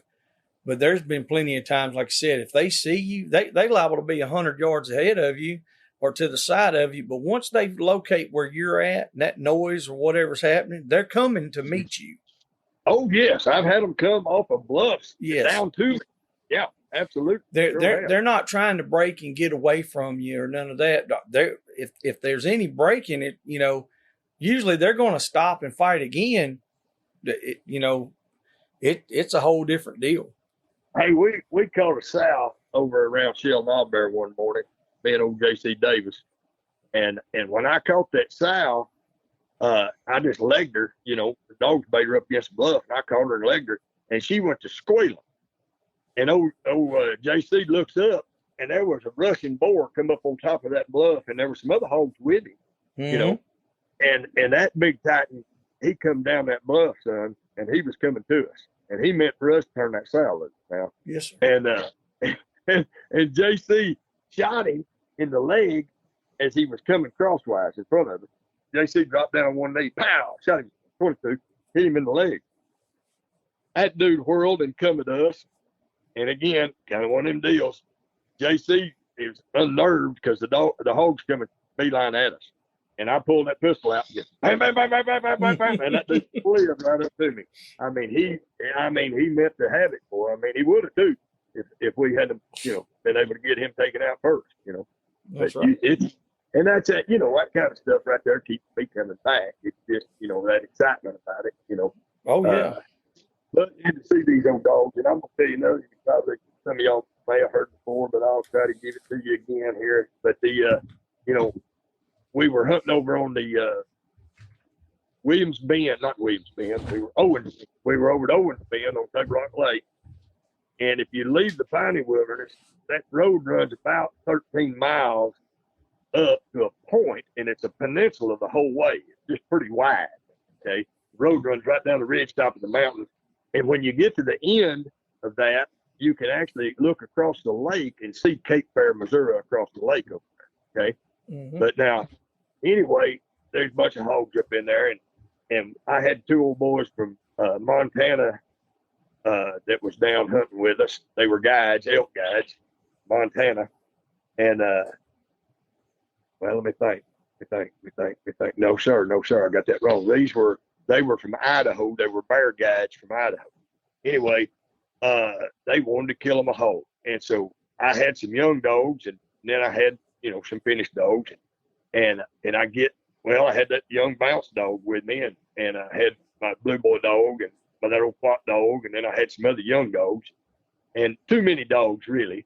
But we kicked out, and the first dog I collared was that old Bill dog, that old plot, and he fell off to be the north side of the road there, off that ridge. Well, I'm collaring Catahoula dogs, dropping them on the ground there, and I hear a commotion and look up, and that plot dog has grouped up about a 40 head sounder of hogs. And I bet you there was 40 head of hogs across that road right in front of us. Well, when they did, brother, all them Catahoula dogs, it was a hog catching fiasco, buddy. We was catching hogs hard and fast as we could go. And them old boys from up in Idaho, man, they I guess they still this day think all hog hunts are to be measured by that one. But we was catching hogs and going from one to the next as fast as we could go. And old J.C. Davis and Sean, his son, was with me, and Sean had bought a dog named Tuff from me, and he was a belly litter mate for that bounce dog. And he was a blue leopard dog, and he had got kicked by an horse, and it broke his shoulder blade up so bad that they amputated his entire shoulder blade and front leg on one side. And you'd think that they, he couldn't hunt like that. Matter of fact, I told him he couldn't when it happened. I said, if it had been a back leg, he could track a little better, but that front leg, I'm a little concerned. And, but boy, he proved us all wrong. That dude could swim water and everything else. Looked like he was drowning, but he could do it. And, but when he got to a hog, it was called hog. He'd track a hog, but buddy, he might not be the first one there. But when he got there, the hog was called. Okay. And so anyway, JC asked me about my old blue boy dog. He said, have you seen old blue boy, Plummer? And I said, no, not a little bit. I said, Jay, he's just a bay dog. He's not going to get hurt. I said, let's catch these younger dogs and these hogs here where we could actually get the dogs hurt. Let's get this taken care of. And I said, then we'll go to Blue Boy. He'll be there. He's not going. Well, in a little bit, I picked my tracking unit up and I went to get another signal on Blue Boy. And boys, he had dropped off the mount. He was so far out, I barely had a signal on him. I said, oh no, this ain't good, boys. I said, I'm gonna have to leave y'all with these young dogs. I said, y'all take care of this. I gotta go get Blue Boy. And so Sean Davis had that tough dog, and I had a little gif I called Dottie Rambo. And she was like a Jack Russell on speed. I mean, she was wired for sound, buddy. I loved her to pieces. She was a little leopard, a little patchwork tweed colored dog, double glass eyed, and buddy, wired for her sound she was. Well, anyway, so Sean says, I'll go with you, Plummer. These guys can handle this up here. And I said, okay. So we go and we come, I'm tracking straight away, going to the dog, and I come to the lake. And he looks at me and he said, you don't mean. I said, that's exactly what I mean. That dog done swam the lake with them hogs. So it was February. Now, guys, up there at the truck, I've got a backpack with all my possums in it. But them hogs come across the road, my backpack's still on the hood of the truck up there. I'm wearing a white T-shirt in February, and it's supposed to get down to 14 that night. Okay? Oh, man. So anyway, I look around, and there's a bass boat out there, and I flag him down. He comes over, him and his buddy. They're pre-fishing a tournament. I said, boys, would y'all give us a ride across the lake here? I said, our dogs swam the lake chasing hogs. And they said, yeah, jump in. So we jumped in the boat, took the other two dogs. They motored us across the lake. We get out. We start tracking, go up a mountain, down a mountain, up a mountain, down a mountain, come to the lake again. They swam the lake again. They swam the lake 4 times. Okay. And so end up that last one, it's getting dusky dark. Now we're over 4 miles from where we kicked out up there. And they don't know where we're at. We're just 4 miles gone. They don't know, they don't know where we're at. Mm-hmm. All right. So I finally flagged down another bass fisherman and his buddy. And I said, look, guys, I could hear old Blue Boy baying in up in the rocks up there on top. And I said, boys, he's got a more hog bait up there. I said, I'll give you the port if you'll wait here and carry us back. And they said, oh, no, we're pre-first fishing the tournament. We got to go. But they dropped us off. So I told old Sean, I said, you turn Tough loose, and I'm going to turn Dottie loose. I said, we're catching that dude. I said, I'm tired of chasing him. And so we kicked them loose, and sure enough, them two sailed up in there, and bam, they caught the hog. Well, when I laid hands on that boar hog and caught him by the back legs, old Blue Boy peeled out to go. There was more than one hog there, and he was leaving out. And I had to switch the hog off to Sean, and run old Blue Boy down and stop him to get him caught, keep him going. Well, come to find out, boys, we thought we had made the bank on the other side, but we wasn't. We was on an island out in the middle of the lake, and we ain't got no boat to get back to the bank. Oh, man. And so I took my white T-shirt off, and I looked like Tom Hanks off of Survivor. I tied it on about a 10-foot piece of driftwood pole, and I'm waving that T-shirt, and every little bit I take my pistol and shoot 3 times. Well, this one little boat way out there looked like he's about a half-inch long out there in the lake, and it's getting dark. It's getting dusty. And I'm thinking, man, we're going to spend the night on this flipping island, and I don't even have nothing to make a fire with because all my stuff's back there in that backpack. Well, so finally, a boat comes to us, and it's a brand spanking new Champion bass boat, and they were Yankees. They were people from up north, okay? and the reason, I mean, I say that they were Yanks is they were, but, you know, they sound like they were from Minnesota or somewhere up there. I mean, they had pretty heavy accent, you know. And so but the guy pulls up. Like I said, I like a Champion bass boat, but it's the Cadillac of bass boat for me. And so anyway, he pulls up, and I was firing his boat there, you know. And I said, "You mind carrying me to the bank?" He said, "No." He said, "Get on." So I get on about the boat there, you know. And I said, "Hey, do you mind stopping picking my buddy up around the island here?" He said, "What was you doing on that island?" I said, "Well, we was hog hunting." He said, "How did you get out here?" And I said, "Well, bass fishermen carried us out here, and I didn't know it was an island." He said, "Well, I knew it was an island." And he said, "And I saw you waving that flag, and I wondered, what in the world is that guy doing on that island?" You know, and anyway, come on in there. And I said, "You mind if I pick my buddy up?" "No, that's okay." So we're motoring around this island, pretty good sized island. And we're motoring around, and Sean hears the boat coming. Now, he's got the dogs tied up on a 3-snap dog lead, and he's got that boar hog, and he's waded out in the water. Temperature in the water is 47 degrees. Okay, pretty cool. All right, and he's waded out in that water waiting on that boat to get there. Well, as soon as that Yank driving sees that boar hog, he says, "My God, man, what is that, a wild pig?" I said, "That's exactly what it is." He said, "That pig's not getting in my boat. That pig is not getting in my boat." And I said, and old Sean said, "Sir," he said, "if you'll let me sit on the bow of your boat," he said, "I'll hold this boar hog in the water. I promise you, he'll never touch your boat." And that old man, I figured out real quick who wanted to stop and pick us up, and it wasn't him. It was his wife. He turns around and slaps his wife on the shoulder, and he says, "I told you we shouldn't have stopped." But anyway, he gets us out to the other side, and we're headed south, still away from where we're supposed to be. And I hear a truck coming on the ridge up above us, and I run up there and flagged them down. It was the National Forest Service Rangers. And I said, "Boys, y'all mind running us around to Owens Bend?" And they said, "Owens Bend?" They said, "How did you get over here?" I said, "Well, we come across the lake." And he said, "Well, it's 20-something miles by road around over to Owens Bend." And I said, "Yes, sir." I sure wouldn't want to have to walk it. I said, "If you'd let us ride the back of the truck." He said, "Is that a wild hog?" I said, "Yes, sir." He said, "I've worked here 25 years. He said, I've seen sign, I've seen footprints and rooting and all that, but I've never seen one of them things." I said, "Well, you're not apt to without a dog."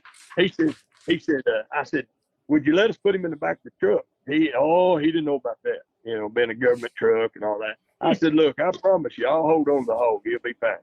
And so anyway, they drove us back around over there and got us stopped off. But that was just that old Blue Boy dog. And if he ever lined in on a hog track, you'd find it where you found the hog at. Yeah. And oftentimes that wasn't in the funnest of places. Yeah, that sounds like old Blue Boy was a hell of a dog for sure. Oh, he was, brother. He was. I tell you, and my problem is I judge all other dogs by him, and that's not real fair for him, Yeah, well, I mean that's a big thing to live up to, a dog like that. Not everybody has ever had a dog like that, Oh, he's pretty special, no doubt about it. But that little Dottie Rambo bitch, I'll tell you one on her. We was hog hunting over here in South Beaver Lake in the spring of the year. It was April, and the rattlesnakes is coming out, out of them dens. They den up them old caves and stuff, Well, these old hogs are running them caves, and that Dottie Rambo bitch, she run a boar hog up in a cave. and I had no boy with me, and I had my backpack with me, but I didn't have no flashlight. And she run about 60 yards back up in that cave, way back in there, and I could hear them crying and fighting back up in there. And I asked that old boy with me. I said, I pulled my K-bar knife out and handed it to him. He said, I ain't going up in there. I said, have you got a flashlight? He said, no, sir. I said, you got a cigarette lighter? No, sir, I ain't got that either. And I didn't even have a cell phone, boys. I tell you how well heeled I go. And so I asked him, I said, have you got a cell phone? He said, yeah. So he hands me a cell phone, and I go up in that cave. I got my K-bar in my right hand. I got that cell phone in my left. I'm going up in that cave to this hog, battle going up in there. Well, like I said, now 60 yards don't sound like a long ways, but if you're in a cave, it's an eternity. Yes. And so I get up in there and I get close enough that I hear the hog break, and he's coming toward me in that cave. Well, so I take the cell phone and set it on a rock on the edge of the cave wall in there. And when that hog comes by, I jumped on him. Boy, I grabbed him by the back legs, and I'm shanking him more with that K-bar. I'm giving it to him. That's the time the cell phone light goes out. Oh, Lord. I'm in the black dark. And the hogs are fighting, and the dogs are fighting, and I got that knife, and the thought occurs to me that Dottie Rambo can't tell if she's biting the hog or biting me. And so I turned him loose, and I pointed him, I thought, the direction out of that cave, and turned him loose, and he took off. Well, Dottie was on him, and out there she went. So I come on out of there. Well, I left your cell phone in that cave. And so when I come out, there was that old cave that split two different directions. And the hog, he said, I seen the hog come out right here, and it went right back up in that other cave there. And he said, the dogs quit barking. He said, so I guess it died. And I said, yeah, probably so. So I went in there and got it and drug it out. And he said, something about his phone. And I said, well, brother, I said, I left that phone up in there. I said, I wonder if we could, get somebody to call it or something, maybe it'd light up. He said, you ain't going to get no service in that cave, Plummer. So I get down on my hands and knees now, guys, knowing this is rattlesnake season, okay? And I crawl on my hands and knees 60 to 65 yards back up in that cave, feeling the floor and the walls of that cave till I found that cell phone. My gosh. And come back out of there with it. But yeah. So these old caves and sinkholes up here, it adds a new mix to the hunt for sure. Yeah, that we have some here, old mine shafts, different things like that, and it is very unnerving. Like you said, 60 yards is a long way going in a hole. Oh, you ain't kidding, it is. In the black dark, and man, I tell you what, they got one instinct you ain't got. They can smell, and so it ain't like they don't know where you're at. You may be wondering where he is, but past that, I mean, if you ain't got some form of light, you're in a bind. Even if you're in a close quarters with that hog, and if things turn bad on you, it could be bad ugly. Yep. Back up in. It sure can. We've been in situations where it wasn't the optimum situation. We toughed it out and made it through it, but it was, like you said, it was very, very unnerving. A lot of times when we get in a bluff, it'll have a little cave in it, or whatever. I call them caves. I don't know if that's the correct terminology, because a lot of these I only go back up in there 40, 50 feet, not yards, but just feet, like a hole. And a lot of times you'll have to be on your hands and knees because it's a very low ceiling. Oh yeah. And them old hogs, like it's about as tall as the hogs are. They might have 6 or 8 inches above them, or a foot. But when you got a boar hog in there that's 250 pounds, and he decides he wants to come back out, and you're in his way, well, he's not going to stop. Oh no. And you don't have any room. There's no room. He's going to do his best to lay a tush in you and run it down you as he goes by. It's a very, very, and a lot of these up here, especially the old mine shafts, they all got water in them. And I'm claustrophobic. I'll go. I promise you, I'll go. But I just can't even think about it. I just have to go. And then after it's over with, I can't even breathe. I'm sitting there thinking, Lord have mercy, My brother-in-law, he loves it. If it was up to him, Joe, like if it was up to him, every hog would be in a mine shaft. Yeah, and something's wrong with him.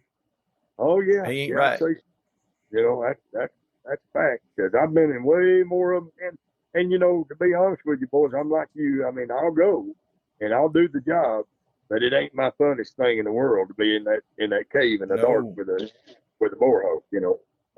I caught one time, and old Bush Clark and Kevin Lippy and another gentleman was with us, and ended up the dogs were stacked up in the door of the cave, laying the hog, and I went in and climbed over the hog and got behind him and got the hog caught. And when they got to the cave, I already had the hog caught by the back legs and was walking him out. And they said, "How did you get behind that hog?" And I climbed over the top of him. Yeah. Now, I tell you, too, we get them sinkholes, and me and Charlie Booth and Lyndall Moss was hunting with us, and Lyndall had a pretty good Catahoula dog. Charlie had a couple of good dogs, and we kicked out around Leatherwood Dam over there on Lake Leatherwood, and we had the first bluff that we had to come off of where we parked the trucks there was a bluff you had to get down. Well, the dogs traversed that pretty quick, and we're trying to meander our way down the bluff, and they done made it to the bottom, and I heard that Jake dog of mine bayed down there, just yah, yah, yah. And well, Charlie was ahead of me, and so was Lyndall. And they said my Jake dog caught him, and now he was kind of like that one that cut the balls out and gutted that one up there. He was a listed hog, and he was about a 350-pound hog. And Jake caught him, and he hooked him off. And Jake caught him again. He hooked him off. Well, the boar turned to run, and Jake caught him on the side of the jaw as he was running. Okay, and Charlie said, "Plummer," he said that the hog knew that sinkhole was there. Now, why he made the decision to jump down in it, the world may never know. But that hog launched himself in the air, and he said in midair, that Jake dog of yours turned him loose. He said if he hadn't, you wouldn't have a Jake dog today. Because that sinkhole was about 25, 30 foot deep, and it was built it looked like a grave. It was rectangular, and it went straight down. The walls were straight down in the thing. That boar hog landed in the bottom of that. There was little water in it, not much, little. That boar hog landed in there. He was very angry, but he wasn't wounded to the point of death or anything, And if we had a dog had slipped in there, or a person, you'd been dead. It would have been bad. You couldn't have got away from it, because I mean, it's about the thing was probably 8 foot long and about 4 foot wide, just enough room for him to turn around good, and he'd eat you up. And so I told everybody, I said, tie the dogs back, and everybody stay back. Well, then I got a rope tied and leaned over with a rifle over that hole and shot that hole. And they said, "Okay, you got him. Let's go." I said, No, we ain't going yet. I said, "Watch this." Boom, shot him again. I said, "We're going to make sure that big boy's dead." And we had a little skinny younger guy with us, and we let him down on the rope down in there. And he tied, first he tied the hole. And we pulled that big hog up out of there. Took every bit of it, and it's a good thing Charlie Booth stout is, because he can squat and pull an oak tree up. He don't know how strong he is. And so anyway, we got the old hog up out of there, and then we loaded the rope back down and got that boy out of there. But now, Bud, that you falling something like that in the woods, even if there ain't a hog in it, you'd liable to be right there. Oh yeah, I mean there's things out there that, as Charlie Daniels said, make a grown man die right. Yeah, that's exactly right. Down there in no woolly swamp is bad. That's something right there. Well, we got about an hour and a half on that, Raymond, on some of them stories right there. That's some good stuff. Well, if you want to call it, we can, brother. Hey, listen, it's your world right here, brother. All we're doing is just enjoying it. No, I'll save a few for the next round. How about that? Yeah, that's fine. We'll save them. We'll do 3 or 4 each time. We'll try to do it. Once every few weeks or a month or whatever, and keep these things going. Because that's the part that a lot of these guys that are our listeners, they don't get. They don't get to do. They don't get to enjoy it. A lot of them don't have a grandpa, or they don't have that crazy uncle that hog hunted.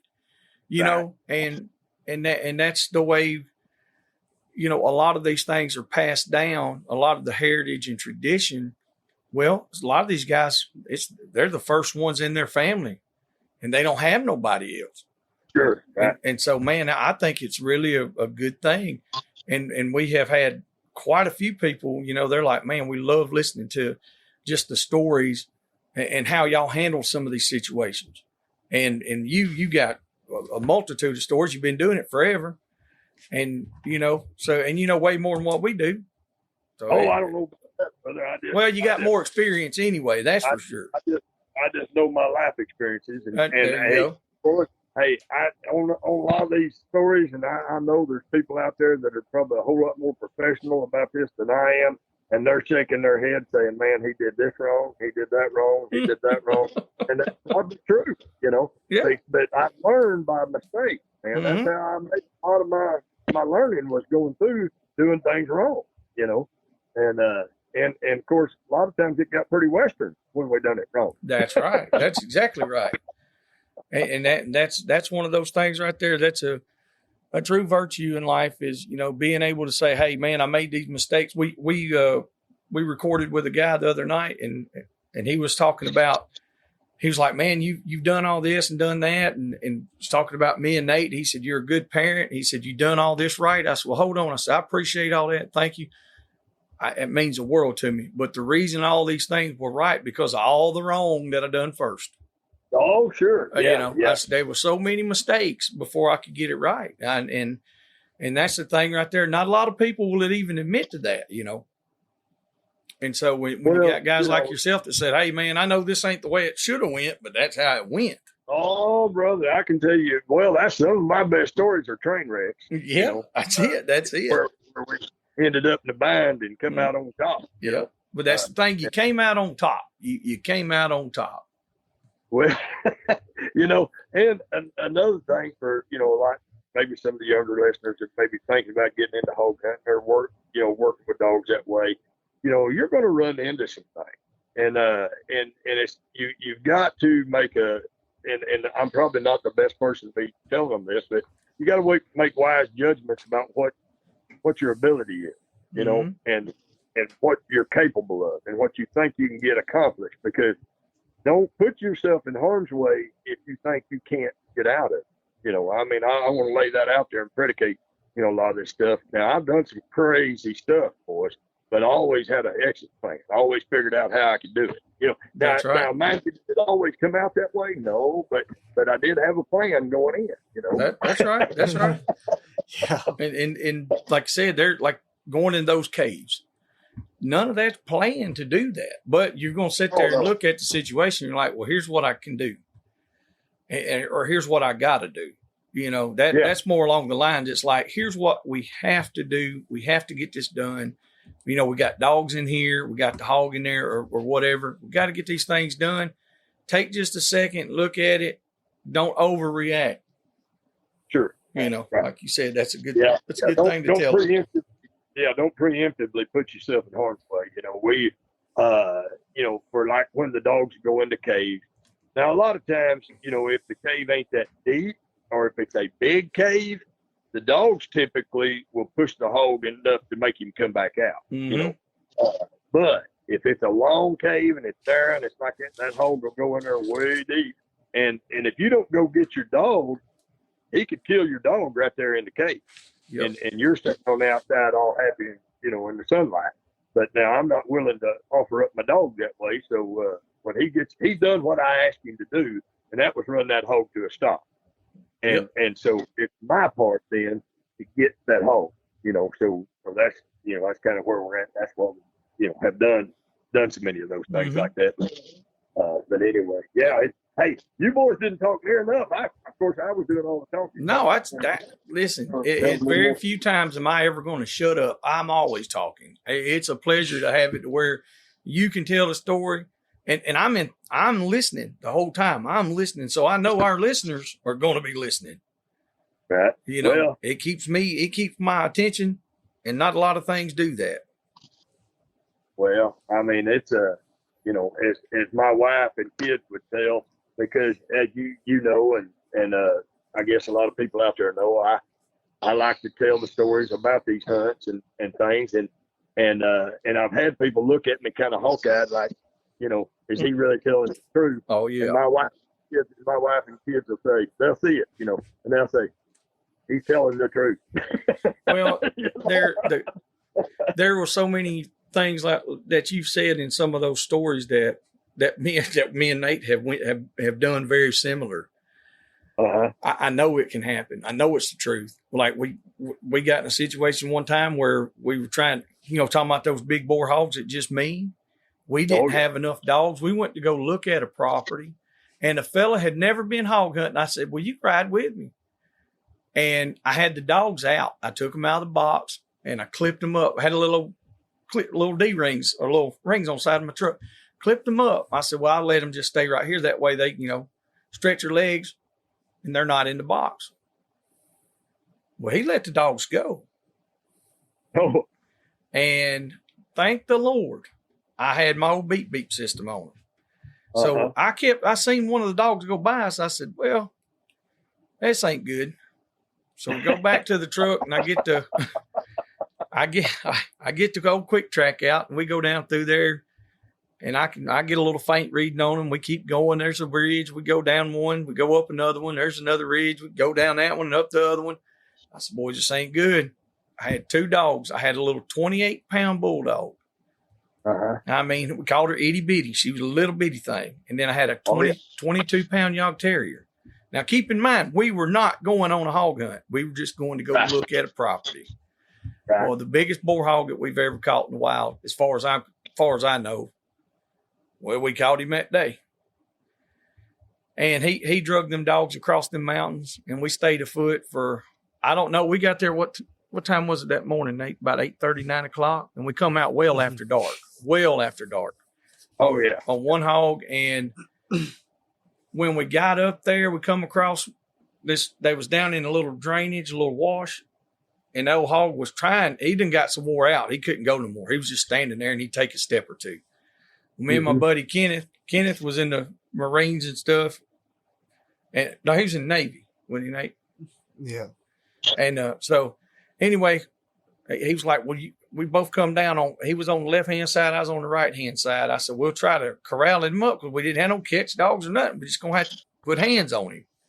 Yeah. Old hogs act like he was wore out. I said, "Well, we got him now." Well, we sunk that K-bar in him and he come back alive.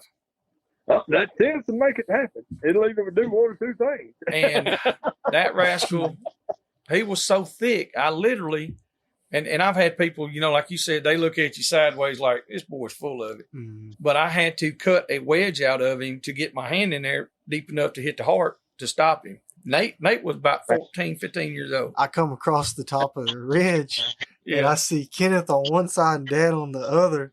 And I see there's a dog on the front and a dog on the back, and they're all riding this hog as he just takes them down the valley there, the little wash. We went over 100 yards on his back. I look at my buddy, and keep in mind, my buddy come with me, and he was about 4 years older than me. He was about 16, and I was like 12, 13.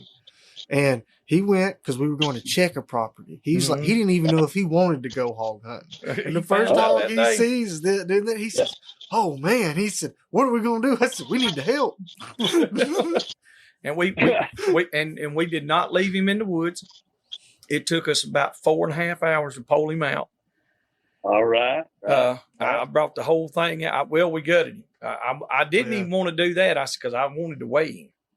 We got close. Right. We got close enough, and there was this was still in my early years of doing it, or earlier years of it. And there was that boy that owned the property. He had a 36 horsepower Kubota tractor. He just bought it, and he came down there, and the bucket, like literally that hog, hams were off one side of it, and his head and neck was off the other side.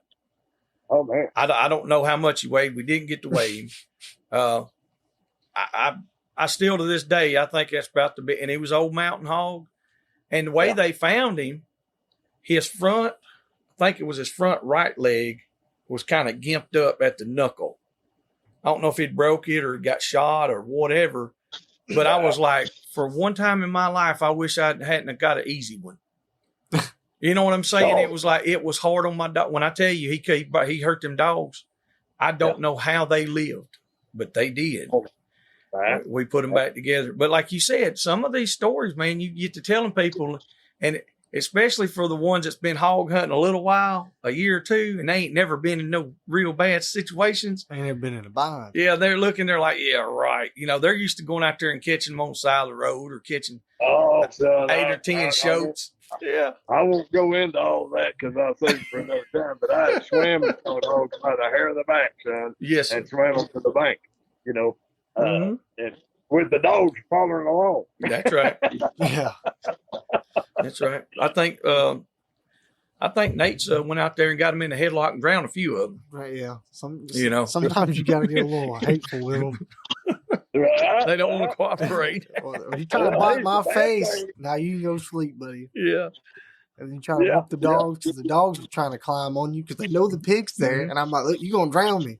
I can't touch. That's right. I can only swim so long. Well, the bad thing is, though, Nate, when you drown that sucker, he'll sink on you. You gotta pull him over to the bank. Yes. Yeah. First time that'd be a little hard right there. Yeah, the first time it ever happened, fun. he done it. I was like, where? I said, dang, that hog drowned. I said, Lord, he's gonna sink. Nate come waddling out of the water. He had one arm behind him. Here come the hog. I said, no, he drug him out, boys. I said, he got The him. best way I found is so when the pig starts sinking, if you like lay on your back and act like you're gonna do the breaststroke, well, you can put that hog and Or get his backstroke, the backstroke, and you can put his legs over your hip and hold it on your side. And you can still kick your feet like a frog swimming backwards, I guess. Okay. That's about the. I may have to try that sometime. It's not fun. I tell you, I'm having visions of a slough right now where Yeah. So a little current to it. I'm wondering how easy that would be. Mm-hmm. You can keep your head above, but your shoulders are being under the water. But you just need to breathe. Right. You just need to breathe. All right, boys. I'm gonna tell you. I guarantee you do. Nathan, sounds like you're my kind of hunting buddy. I'm getting to that age that I can send you younger boys out. See now. There you go. So, it don't hurt my feelings to let you get the experience. But you done waded into one more story. I got to tell one more. All right, lay it on. If you got time. Yeah, we got time. Hey, I tell you what. I had a buddy over here. Well, I got a buddy over at Prairie Grove, Arkansas. His name is Bobby Morlock, and he owns Hogland Taxidermy. Okay, now he's got a lot of my money through the years, but there's reason for that. He is the best I've ever seen about mounting a wild boar hog and making it look realistic. Oh my God, he's good. He's an artist. He really is.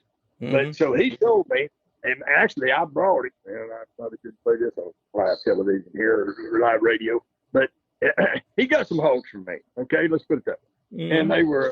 And they were red because he mounts hogs because the University of Arkansas mascot is a razorback, Yeah. And so he can sell every red mount that he can get for good money. And he told me, and so I got him a blonde boar and some red sows, and son, he was pumping them red hogs out like crazy. All right. Well,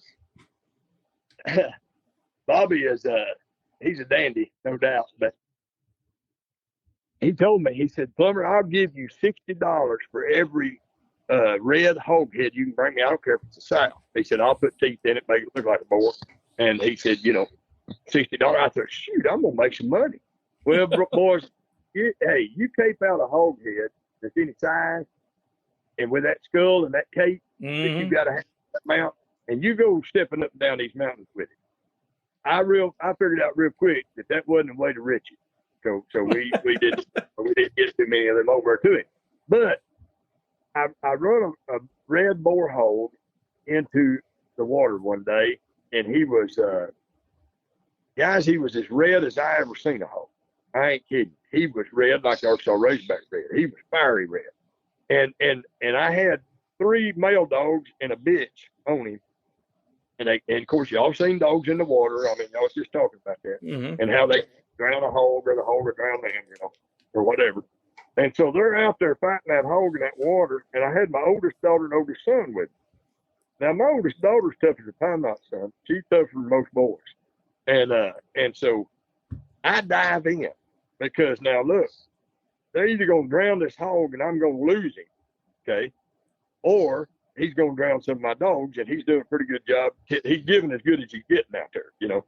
And so I dive in, swim up behind him, and them old wild hogs, you know, got that long hair on their back. I caught him on the hair of the back. Well, he ain't damaged, boys. He's still swimming. And so I just point him toward the bank, and I'm swimming along behind him. That's the way you do it, Nate. You let the hog do the work, you know. then when you get over where you can stand, you take care of it. Well, I get over to where I'm in about chest deep water, all right, and I've got him by the hair of the back with both hands, and them dogs is circling me like crocodiles, biting at this boar hog, and he's fighting them and trying to get loose from me. And I told my kids, I said, it's them dogs. Well, Austin Wade gets the 3 male dogs. And here was the issue. I had a 3-snap dog lead, and I had 4 dogs. All right. So Austin snaps 3 dogs up, 3 male Catahoula dogs. And my female that's still loose, now boys, she's in the Hall of Fame. That old Shadow bitch, she would kill a hog and eat the tenderloins out of it before you could get there. I mean, she was a wicked bad girl, nothing but a muscle. I mean, she was trumpet. All right. Well, so Austin caught the males, and Shadow is swimming circles around me, biting that hog. Well, I'm punching her in the head, guys, as she's swimming around, telling her, get back, and I'm punching. And she ain't having that. She hits the bank, and I think, okay, she's leaving. Now, I'm standing chest deep in the water with his forehog, and his back legs are hitting the ground, and he's jumping up out of the water, okay? And I'm holding him. How big he was, all right? And I'm holding him by the hair. Well, I thought, golly, I'm going to lose him by the hair of the back here. So I reached up and caught him by his ears. Well, when Shadow hit the bank, I thought I had finally talked her into quitting. Oh, no. She goes up that bank, and she whirls around and comes. She just needs another little bit of momentum. That's all she thinks she needs. And she looks like a lamb going after a duck retrieval, buddy. She jumps and launches in the air. And I've got this boar hog by the ears, and she bit my left hand, boys, because she was about to go catch that hog on the ear. Mm-hmm. And she broke 3 of my fingers and destroyed a knuckle.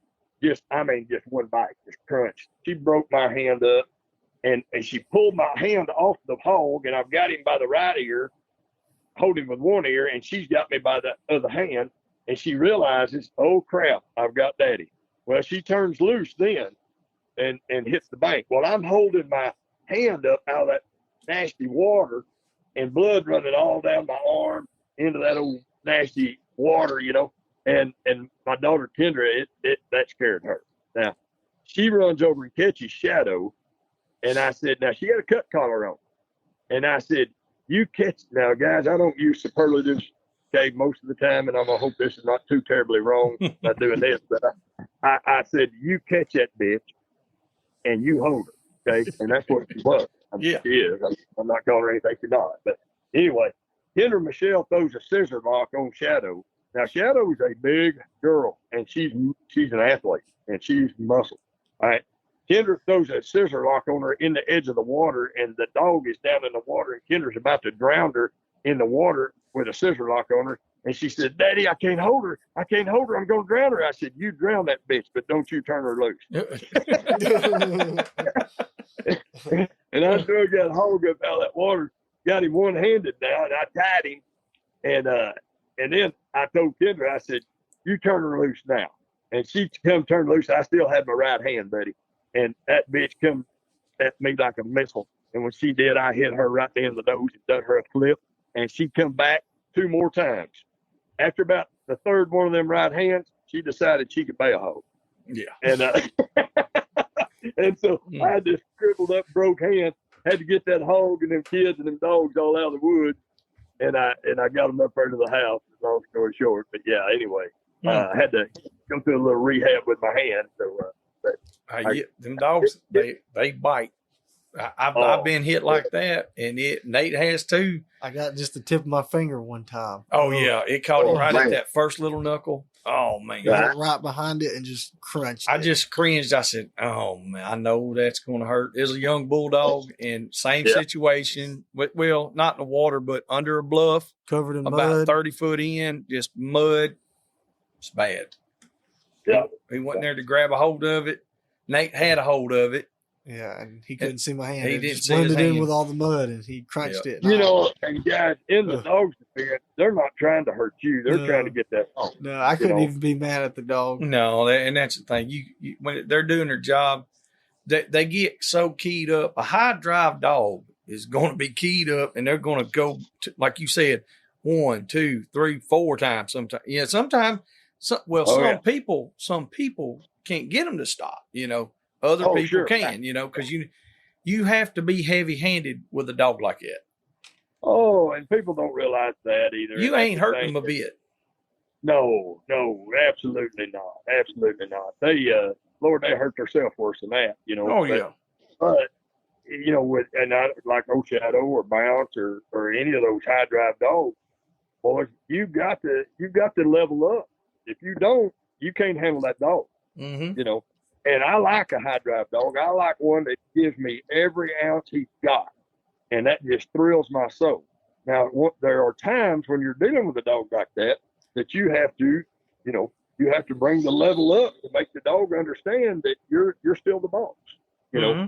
And they got to behave just like Ronnie McCullough when he seen old Bounce stop like a cutting horse. He said, "How'd you do that? How'd you get that dog to stop?" Well, it wasn't by petting on him and telling him good dog. That's right. That's right. But anyway, and some of them, that electricity don't even bother them. No.